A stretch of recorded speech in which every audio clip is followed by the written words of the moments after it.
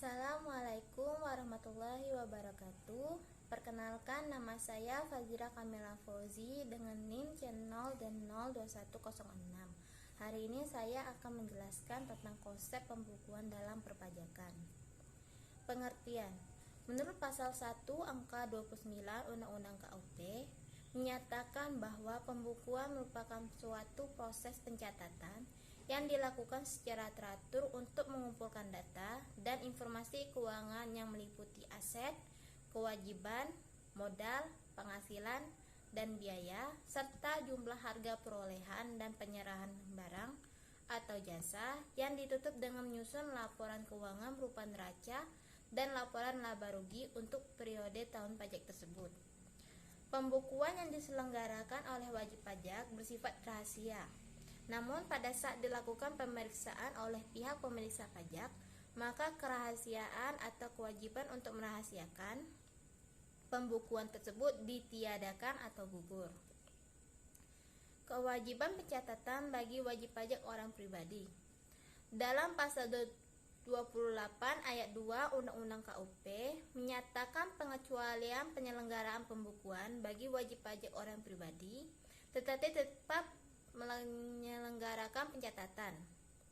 Peraturan Menteri Keuangan Nomor 197 PMK 03 Tahun 2007 tentang bentuk dan tata cara pencatatan bagi wajib pajak orang pribadi mengatur kewajiban pencatatan wajib pajak orang pribadi diwajibkan untuk menyelenggarakan pencatatan, yaitu 1. Wajib pajak orang pribadi yang melakukan kegiatan usaha atau pekerjaan bebas yang disesuaikan dengan ketentuan perundang-undangan perpajakan diperbolehkan menghitung penghasilannya dengan menggunakan norma penghitungan penghasilan neto.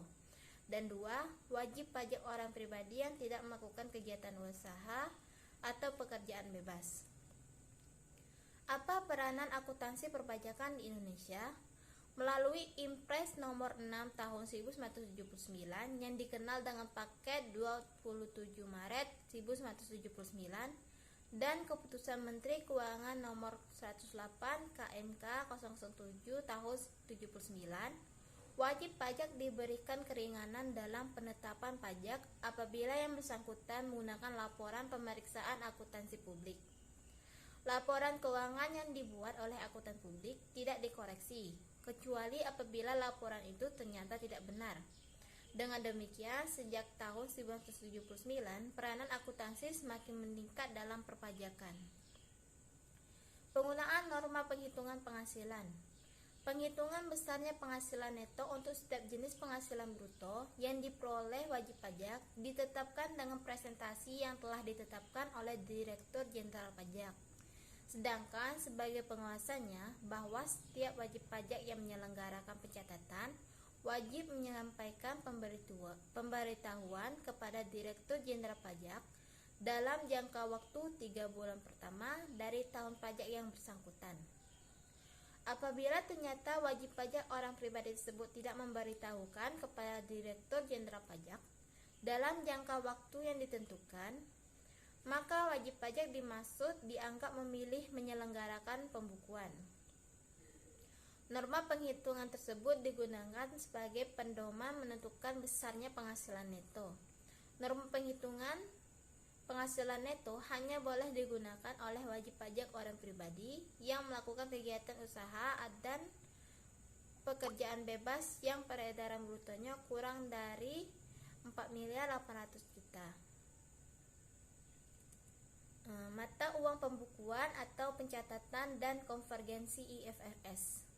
Menurut pasal 28 ayat 4 Undang-Undang Pajak Penghasilan menyatakan bahwa pembukuan atau pencatatan harus diselenggarakan di Indonesia dengan menggunakan huruf Latin, angka Arab, satuan mata uang rupiah, dan disusun dalam bahasa Indonesia atau dalam bahasa asing yang diizinkan oleh Menteri Keuangan.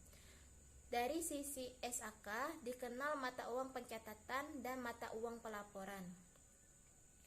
Konvergensi IFRS yaitu membuat standar akuntansi menjadi sama atau serupa dengan IFRS dengan mengadopsi penuh atau melakukan harmonisasi.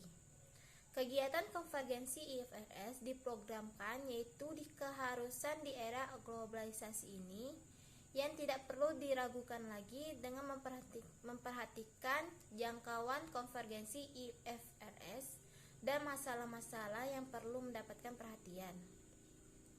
6. Pengecualian dan sanksi dari kewajiban pembukuan.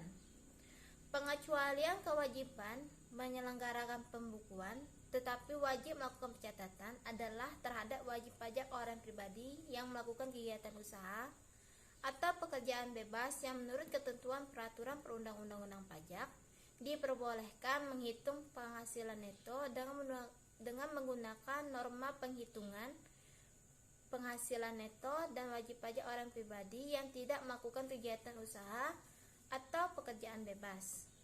Pada pasal 39 Undang-Undang Ketentuan Umum dan Tata Cara Perpajakan atau KUP, setiap orang yang dengan sengaja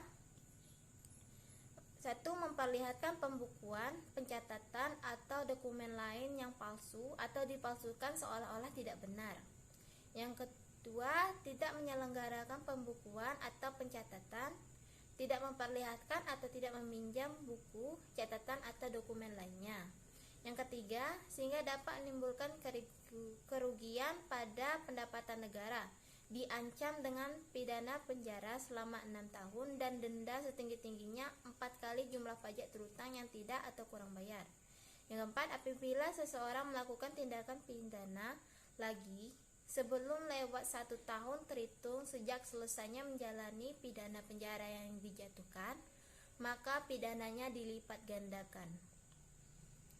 Penyelenggaraan pembukuan menggunakan bahasa asing dan satuan mata uang selain rupiah. Menurut Peraturan Menteri Keuangan Nomor 196 DMK 03/2007 tanggal 28 Desember 2007 memberikan tata cara penyelenggaraan pembukuan dengan bahasa asing dan satuan mata uang selain rupiah. Wajib pajak yang dapat menyelenggarakan pembukuan dengan menggunakan bahasa asing dan mata uang selain rupiah yaitu bahasa Inggris dengan satuan mata uang dolar Amerika Serikat yang meliputi 1. Wajib pajak dalam rangka penanaman modal asing atau PMA yang beroperasi berdasarkan ketentuan peraturan perundang-undangan PMA. Yang 2. Wajib pajak dalam rangka kontrak karya yang beroperasi berdasarkan ketentuan peraturan perundang-undangan pertambangan selain pertambangan minyak dan gas bumi. Yang ketiga, wajib pajak kontraktor kontrak kerjasama atau KKS yang beroperasi berdasarkan ketentuan peraturan perundang-undangan pertambangan minyak dan gas bumi. Pembukuan dengan komputer. Ketentuan yang harus dipenuhi sehubungan dengan penggunaan komputer dalam pembukuan wajib pajak antara lain 1. Pembukuan tersebut memenuhi ketentuan yang diatur dalam pasal 28 Undang-Undang KUP. 2. Hasil cetak atau print out komputer yang berkenaan dengan pembukuan perusahaan dapat tersedia dengan cepat apabila diperlukan dalam pemeriksaan. Yang ketiga, kewajiban bagi wajib pajak memperlihatkan atau meminjamkan pembukuan atau pencatatan dan dokumen sebagaimana diatur dalam pasal 29 ayat 3 huruf A Undang-Undang KUP berlaku pula untuk memperlihatkan dan meminjamkan semua sarana atau perangkat sehubungan dengan kegiatan penyelenggaraan pembukuan dengan komputer. Dan demikianlah hasil penjelasan saya tentang konsep pembukuan dalam perpajakan. Apabila ada kesalahan tutur kata, saya mohon maaf. Assalamualaikum warahmatullahi wabarakatuh.